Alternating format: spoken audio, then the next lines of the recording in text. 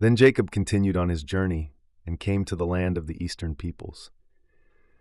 There he saw a well in the open country, with 3 flocks of sheep lying near it, because the water was drawn from that well. A large stone covered the mouth of the well. Jacob asked the shepherds, "My brothers, where are you from?" "We're from Haran," they replied. He said to them, "Do you know Laban, Nahor's grandson?" "Yes, we know him," they answered. While Jacob was still talking with them, Rachel came with her father's sheep, for she was a shepherd. When Jacob saw Rachel, daughter of his uncle Laban, he went over and rolled the stone away from the mouth of the well and watered her sheep. Then Jacob kissed Rachel and began to weep aloud.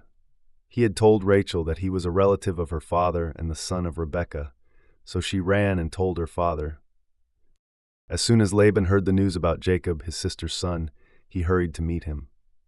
Laban embraced him, kissed him, and brought him to his home, where Jacob told him everything that had happened. After Jacob had stayed with Laban for a month, Laban said, "Just because you are a relative of mine, should you work for me for nothing? Tell me what your wages should be."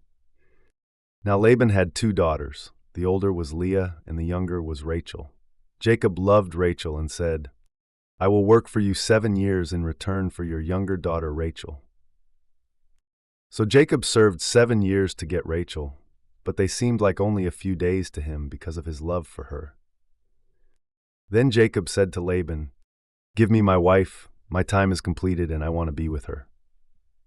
But that night, Laban took his daughter Leah and brought her to Jacob, and Jacob slept with her. When morning came, there was Leah. So Jacob said to Laban, "What is this you have done to me? I served you for Rachel, didn't I? Why have you deceived me?" Laban replied, "It is not our custom here to give the younger daughter in marriage before the older one. Finish this daughter's bridal week, then we will give you the younger one also, in return for another 7 years of work."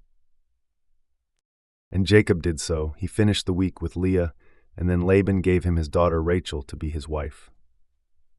Jacob loved Rachel more than Leah, and he worked for Laban another 7 years. Genesis 29 teaches us about the consequences of deception and the challenges of imperfect relationships. Despite Laban's trickery, God's plan for Jacob's life continued. This story reminds us that even when life doesn't go as planned, God's promises remain true.